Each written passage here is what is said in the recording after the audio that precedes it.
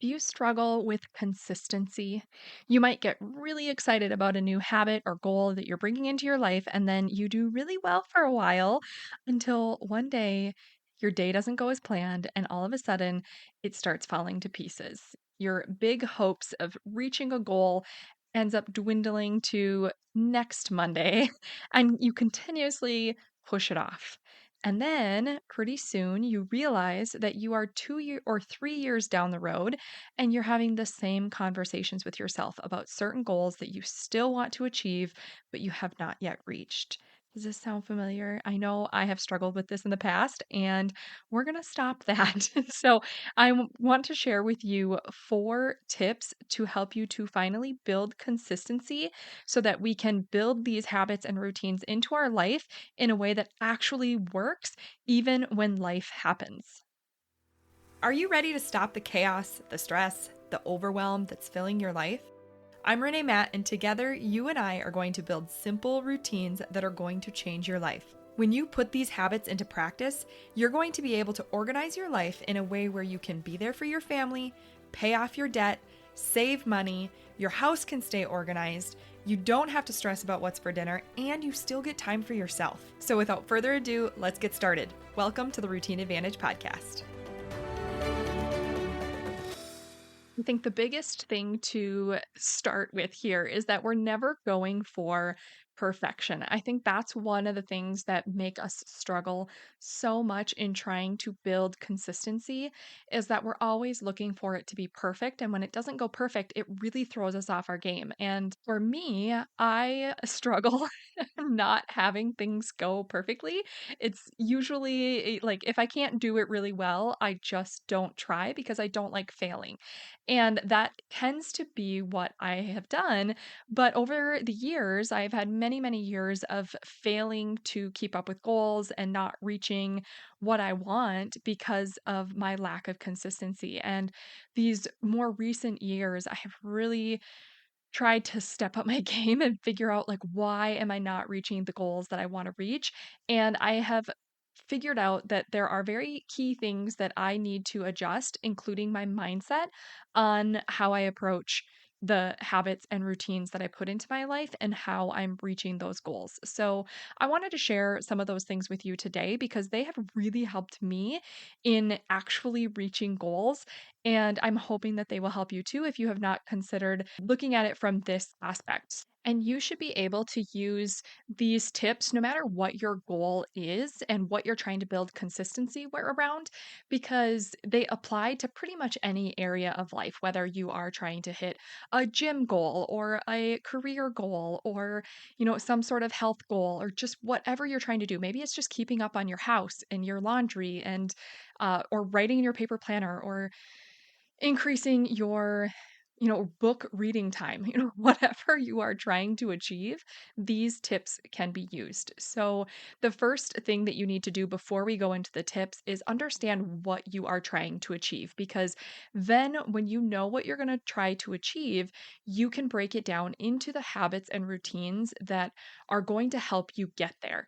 So, if you need help with that, let me know and I can do an episode focused on kind of the breakdown of what I do personally when I'm trying to hit a goal. But this is something that you will want to just sit down with a piece of paper and really go through like, what is your goal? And then break it down into some more steps on how you actually want to achieve that. Like, what are the steps you're going to take to get there? And those are going to become your habits and your routines that you're going to build. So, you're going to want to do that before you really try to do the rest of these, because then you'll have a little bit more clarity on the direction you're going. So, I want to first share a stat with you that I found pretty interesting before we go into the tips is focusing on New Year's resolutions. It's still January if you're listening to this in real time. And I wanted to look up how many people stick to their New Year's resolutions because I thought that that was kind of an interesting stat. And I looked it up and there's a lot of different, varying stats on this. So it really just depends on what you're reading. But the one that came up in Google, like the AI that popped up at the top with the information, I'm going to go with that one. And this is what it currently is. It says that 92% of people break their New Year's resolutions throughout the year. Okay, so 92%. That means only 8% of people that make New Year's resolutions stick to it. And the really interesting thing is that not only do 92% fail at keeping up with their resolutions, but 80% are broken by mid February. And I thought that that was so interesting that 80% of people that are making a point to put New Year's resolutions into place are dropping them by mid February. That's like 6 weeks in.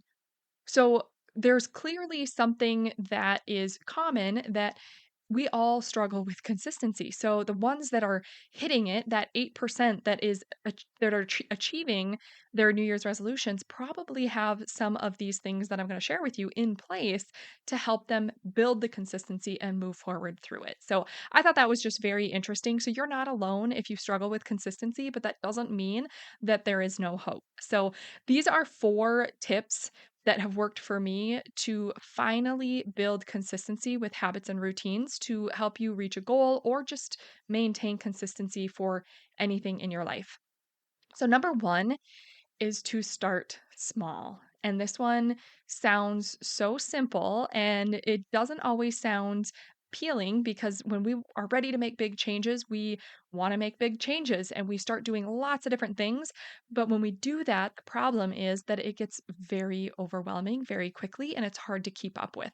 So I have found that if I focus on one habit or routine at a time and then do that consistently, and then build on to the next one, I'm much more successful. That's why when I am teaching about the 5 foundational routines, I'm always talking about starting with your morning routine. Get that into place, get consistent with that, and implement it before moving to your next routine, which I generally recommend the meal planning routine next because it takes so much off your plate and saves so much time. But I don't want you to take all 5 routines and put them all in your life at one time because that's going to be hard to keep up with. It's a lot to remember, it's a lot of change to the way that you naturally do things already. And it might feel like it's just too much work. But if you focus on just one thing and you can consistently do that over and over and over, it just becomes part of what you do. And then when you're ready, you can add another thing. And this will help you to just build on that progress and keep going without feeling like you're so overwhelmed because you're going to adjust to things as you go. So it could be the habit or the routine that you're building.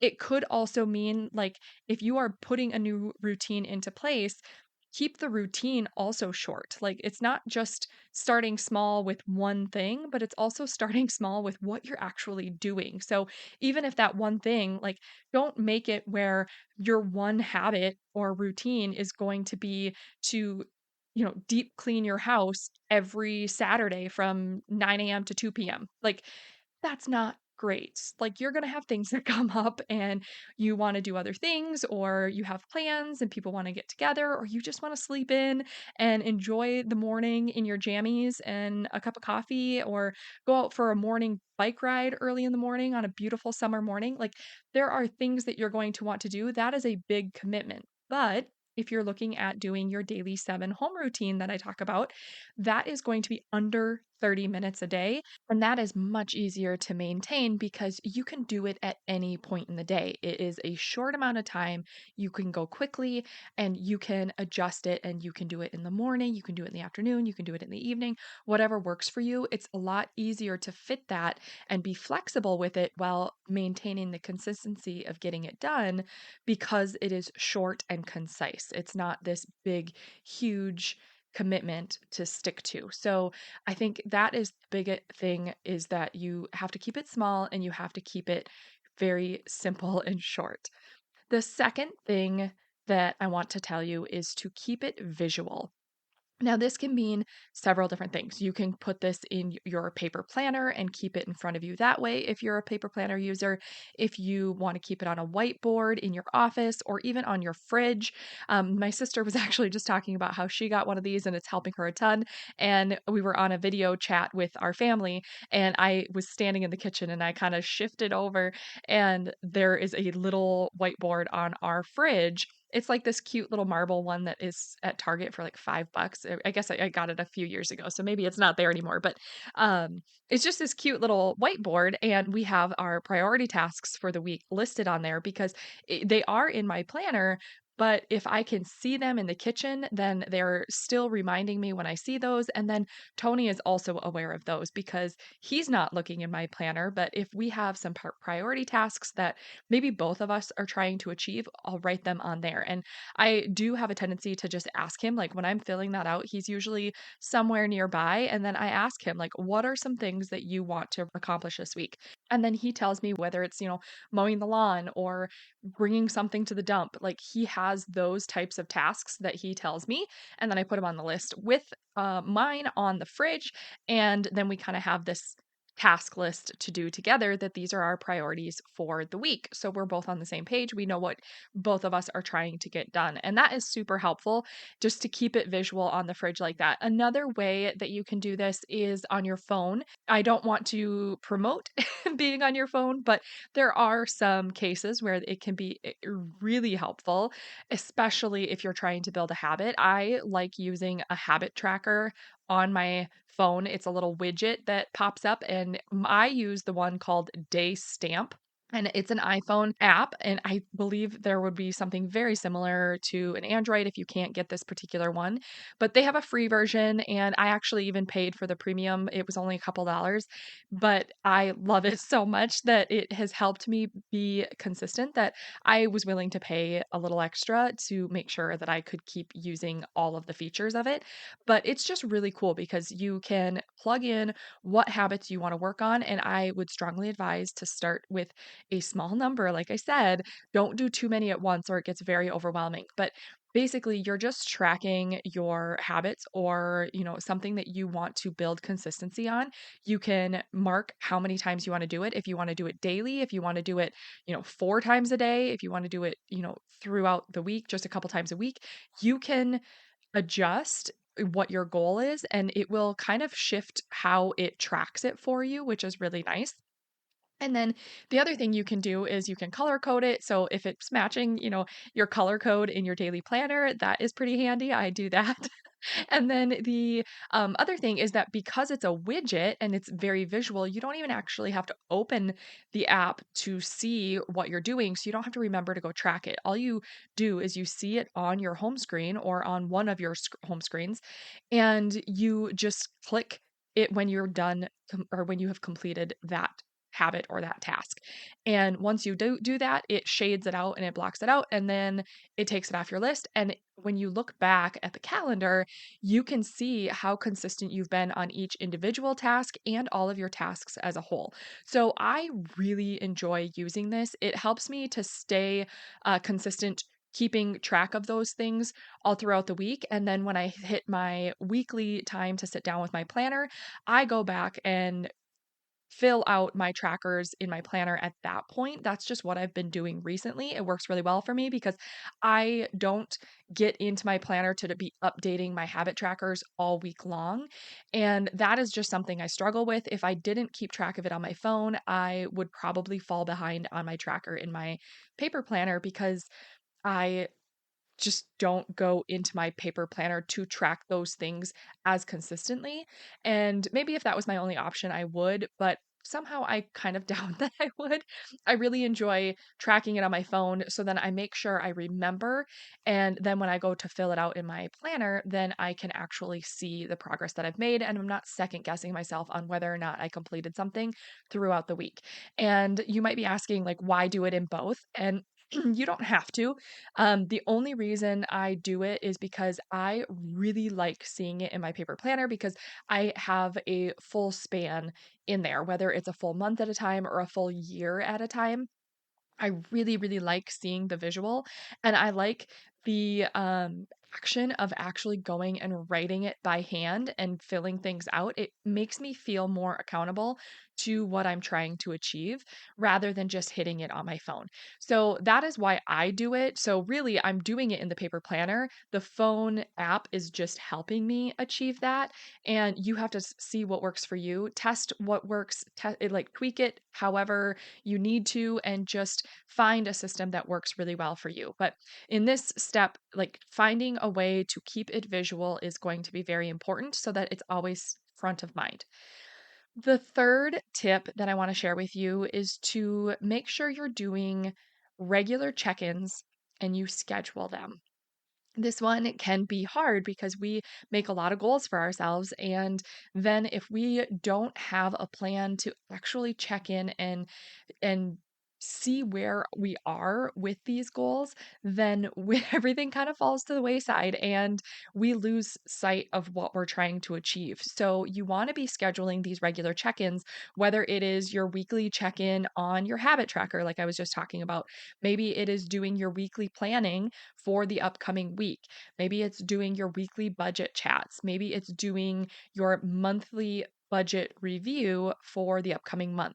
Maybe it's scheduling that monthly date night to review your marriage goals. Things like that are going to be really important and to get them on your calendar because if it's not on your calendar, you will probably keep pushing it off and it will probably never happen. Because if it's not scheduled and not reminding you to get it done, it's just going to fall behind because there's so many other things that are going to try to take your attention. So if it's not front and center and you don't have it scheduled in, it will likely get pushed away and then you're going to fall short of your goals. So scheduling these regular check-ins is going to be really important.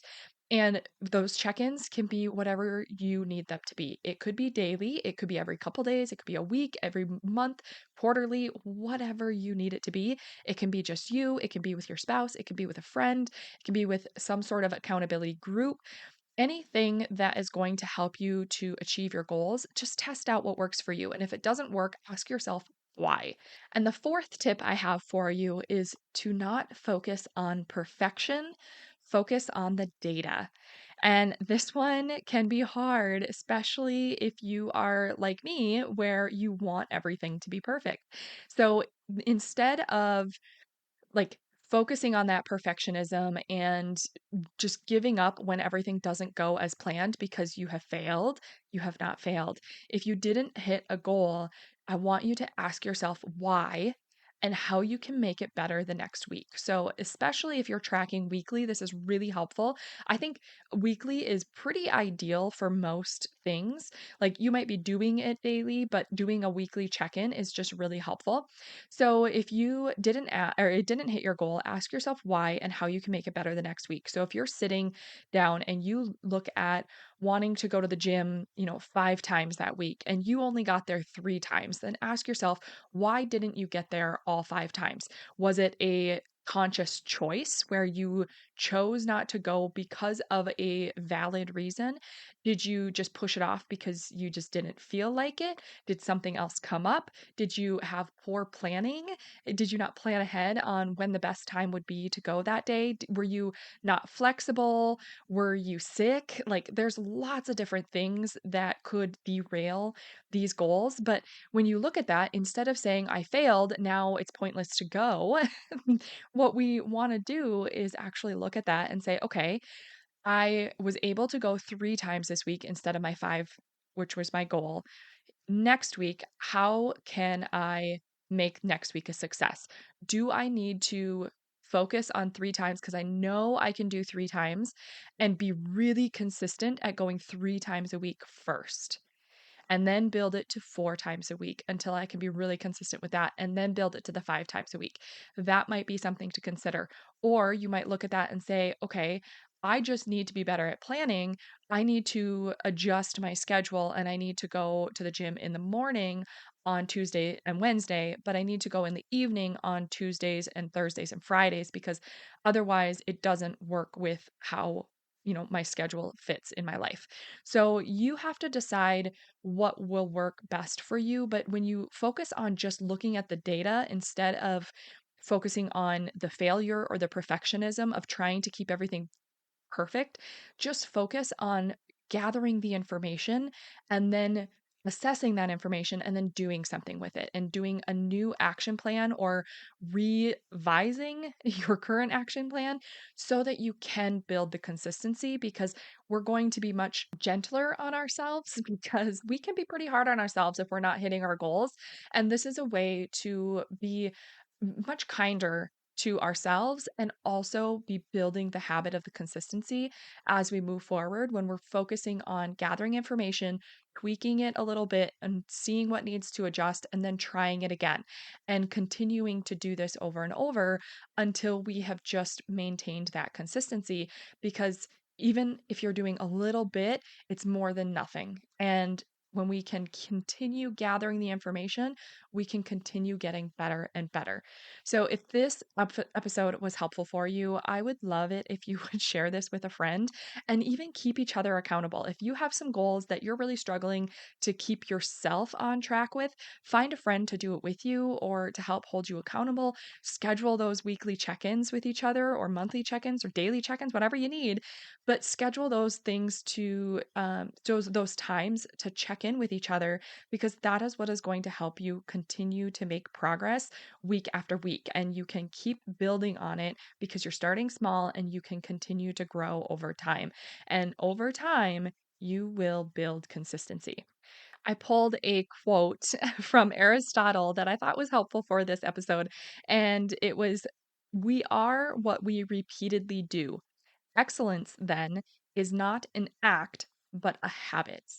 I thought that was very applicable to what we're talking about today because that is true. If we repeatedly do the things that we don't like, then we are going to just continue that way and we're not going to be happy with ourselves because we are what we repeatedly do, and you have a choice in what you repeatedly do, and this is a way to really look at what you're choosing to do and how you're choosing to spend your time and making those shifts to gradually change it and make some big impact in your life by choosing what you are repeatedly doing. So I think that is very important. So a quick recap on those 4 tips to finally be consistent with your habits and routines is number 1, start small. This is one habit or routine at a time and then build on it and as you go to continue making progress and keep those short. Don't try to cram in too much at once.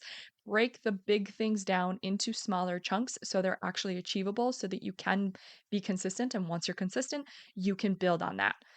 Number 2 is to keep it visual. This is either, in a paper planner, on a whiteboard, in a habit tracking app, whatever works for you, but keep it front and center and keep it visual so that you are always reminded when you see it. Number 3 is to schedule regular check-ins. This might be weekly check-ins for your habit tracker or to do your budget chat or to plan the upcoming week. It might be a monthly check in for your review for the upcoming month for your budget. It might even be a monthly date night to check in on your marriage goals. Anything that works for you, just make sure you are scheduling regular check ins and getting it on your calendar. And number 4 is don't focus on perfection, focus on the data. If you didn't hit a goal, ask yourself why and how you can make it better the next week, and then what you can do to plan ahead.